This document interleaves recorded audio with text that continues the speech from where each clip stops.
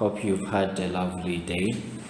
Today our topic of discussion is financial mathematics. This is a topic you have learned since grade 9, if you remember, grade 10, 11 and 12. So with financial mathematics, we deal with financial growth, where we deal with the simple interest and the compound interest, and the formula for simple interest is the first formula at the top of the document, followed by compound interest, where P represents the present value of the investment or the loan, A being the accumulated amount or the future value, N is the time period, R is the interest rate as a percentage. Then the graphical relationship between simple and compound interest. Compound interest is represented by a curve graphically, and simple interest is a straight line. Then we have financial decay or financial depreciation. Of course, in reality, when you buy a property, for example, a car, the more you use it, it loses value, so it depreciates. And by the time you sell it, you won't get the same amount of money as what you use when you were buying the car. And the graphical relationship between linear and the reducing balance depreciation is represented by the graph. Hope you can see the graph on your screen. And the other section of financial mathematics is the annuities. Investments or loans involving annuities. Remember, an annuity is a series of equal investment payments or loan repayments at regular intervals, subject to a rate of interest over a period of time. For the future value annuity, this is our formula where X represents the payments made per period, and I is the interest rate, and N the number of payments made. Sometimes payments are made immediately. So if the payment is made immediately, what happens? Our value of N, or the number of payments, increases by 1. And at times annuity payments are made in advance. It is often the case that the annuity investments or payments are made in advance. Sometimes for people who pay, for example, rent, they pay for November rent in October. That means the December rent will be paid in November. So that's payments made in advance. So if that happens, this means that the last payment in the annuity is made 1 month before the investment is paid out. I hope that makes sense to you. So let's go to question 1 of our activity 2.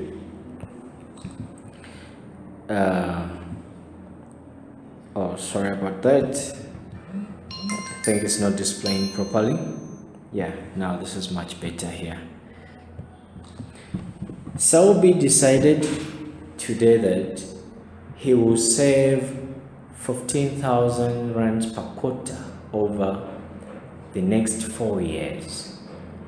In the 4 years, he's saving 15,000 every quarter, meaning after every 3 months, he puts 15,000 into the account. He will make the first deposit into a savings account in 3 months' time, meaning after a quarter of a year. And he will make his last deposit at the end of the 4 years from now. How much will Selby have at the end of 5 years if interest is earned at 8.8% per annum, compounded quarterly? So every time you make a saving, you are preparing for the future. So we are dealing with the future value annuity here. First, our formula is F equal to X square brackets into curved brackets 1 minus I to the power of N minus 1 over I. Sorry, it's 1 plus. Yeah, it should be 1 plus. it's 1 plus I, close brackets, to the power n. So what we have here, every month, Saobi is depositing 15,000 at an interest rate of 8.8% compounded quarterly. So you divide by 4 to the power of, this is 4 years, so which is 4 years times 4 quarters, which gives you 16 quarters. So to the power 16 minus 1 all over 0.088 over 4. So you enter that into your calculator and you get an amount of 283,972.28. So that's how much Saobi will be having in his account after a period of 4 years. 1.2, if Saobi decides to withdraw 100,000 rands from the account at the end of 3 years from now, how much will he have in the account at the end of the 4 years from now? Remember that when you withdraw money from the account, you even lose the interest that money would have accumulated. So after 3 years, you decided to withdraw 100,000, meaning that the 100,000 would have been into the account for the next 1 year. And for the next 1 year, that makes it 4 quarters. So let's calculate how much the 100,000 would have accumulated to in the next 4 quarters. So in that case, we use our compound interest formula, which is for the financial growth. 100,000 brackets 1 is the same account, so the interest rate is 8.8% compounded quarterly to the power 4, and this gives us 109,094.68 cents. So meaning the 100,000 rands would have earned interest of 9,094 rands and 68 cents. But now that was withdrawn from the account. So which means that in the account at the end of 4 years, the amount in that account would be the expected 283,972.28 minus what has been lost because of the withdrawal of our 100,000, and that will give us 174,977.60. So this is how much that would be in the account. Okay, I hope it makes sense to you. Let's go to question number 2. Question number 2. Portia pays a monthly amount of 1,500 into an annuity, earning an interest rate of 9% per annum compounded monthly for 30 years. So every month, Portia is paying 1,500 for 30 years. At the end of 30 years, she stops her monthly payments but leaves the money in the account for a further 2 years. Calculate how much she had in her account at the end of 32 years. So remember, she was making annuity payments, the monthly payments for only 30 years. So let's first handle that situation there. Let's first handle that situation there. So it's 30 years, so n would be 30 years times 12, and this gives you 360 months.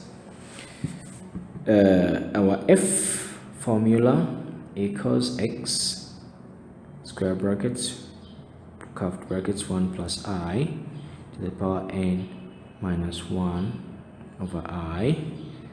So monthly it's 1,500 to 1 plus interest rate is 9% when you divide 9 by 100.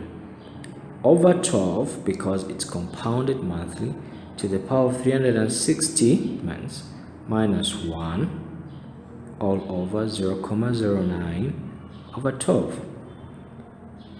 Dear candidate, you use your calculator and you get a value of 2 million rands 746,115.23 cents.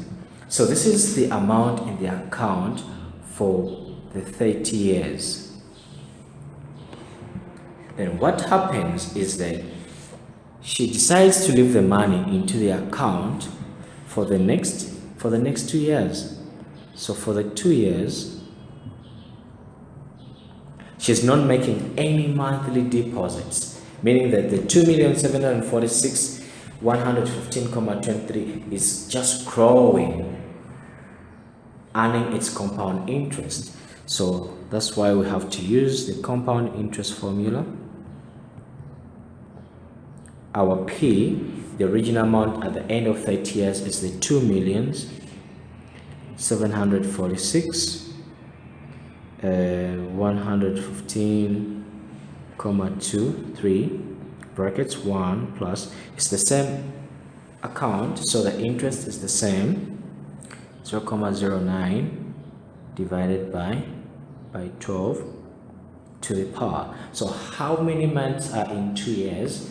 That is 2 times 12, which gives us 24. So you punch this into your calculator and you get 3,285,489.41. So that's how much that would be in the account after the 32 years. The trick was, first of all, calculating the future value of the annuity after 30 years, then thereafter growing the future value for the next 2 years, which is 24 months. Okay, let's move on to our question number 3. Question number 3. Patrick opens a savings account on 1 January 2012. He makes an immediate payment of 2,000 into the account and thereafter a monthly payment of 1,200. So you need to understand something here. Patrick makes an immediate payment of 2,000, and then after that he makes a monthly payment of 1,200. And if you remember, we said that whenever a payment is made immediately, your value of N increases by 1. But in this situation, you need to be careful. Our immediate payment of 2,000 is not an annuity payment. It's the 2,000 paid off once. The 2,000 is paid off once, meaning that 2,000 will be in that account just earning its compound interest. It is not an annuity. It's not a value of X. Then the 1,200, that is our value of X. The 1,200, that is our value of X. So that means our N hasn't increased by 1 because the 1.2 hasn't been paid immediately. Hope you understand the logic there. So let's continue.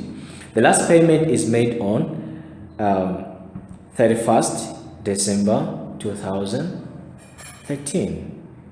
Interest is calculated at 8% per annum per year, compounded monthly. Calculate the value of Patrick's investment on 31 December 2013. So you need to calculate how many years are between 1 January 2012 and 31 December 2013. If you work it out, that will definitely give you 1 year. Will give you 1 year. No, it is 2 years. It is 2 years, because from January 2012 until December 2012, that is 1 year. December 2012. Then from January 2013 until December 2013, that is the second year. So that means from 1st January 2012 to 31st December 2013, we are actually dealing with two years. Okay, so I hope you get it. And since we are making monthly payments, that means our N will be 2 times 12, which gives us 24. So let's deal with the 2000 first. With the 2000, it earns compound interest.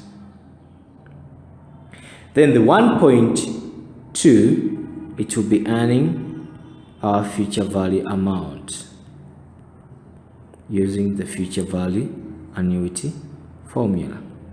So at the end of the day, the amount into the account would be the sum of these two. The 2,000, which earns compound interest, and the 1,200, which is an annuity payment. I hope you get that. So the amount we are looking for is equal to, first, the 2,000 that earns interest of 8% compounded monthly. For how long? For how long? It is for 2 years. So that means it's going to be to the power of 20 to the power of 24. Then after that, we add our annuity of 1.2 thousand brackets 1 plus 0.08 over 12 to the power of 24 minus 1 over 0.08 over 12. So you enter that in a calculator, or one value at a time, and your calculator will give you 33,465,660. I hope we are at par. Then 3.2. Patrick decides not to withdraw the money on 31st or 31 December 2013. He makes no further payments, and the investment earns the same interest rate. Calculate the value of the investment on 31st May 2014. So what's the period? From 31st December 2013 to 31st May. So if you're at 31st December, that is your last day of the year when you celebrate your New Year's at midnight. So starting at 31st, it's more or less like starting on 1st of January. So from 1st January to the end of January, that's 1 month. Feb, March, April, until the end of May, that gives you 5 months. So the money is left into the account for the next five months. So which means that money has to grow according to our compound interest formula. This is 33,465,60 brackets 1 plus the same account, so it's the same interest of 8% compounded monthly for 5 months, and this will give us 34,596 and comma 10. So that's how much that would be into the account. So that is the future value annuity.